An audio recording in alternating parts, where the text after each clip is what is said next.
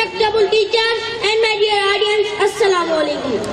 Today topic of my speech is education.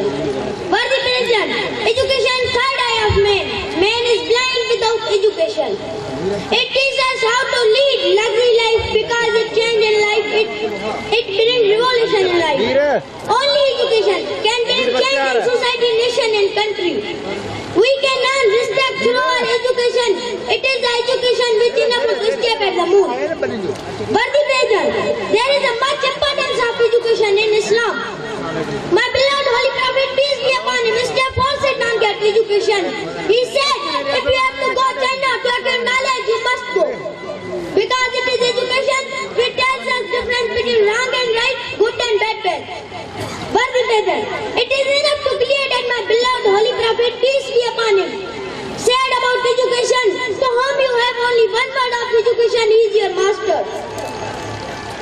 Whether it is free or sold to you, education teaches respect, obedience and loyalty. Worthy President, no nation can progress who have not been threatened with education. Further, I shall say much for education. Man is blind without education. Man is nothing without education. Man is peace without education. Because whoever is uneducated is not thankful, even it is not no stage of his father, mother and his all family members.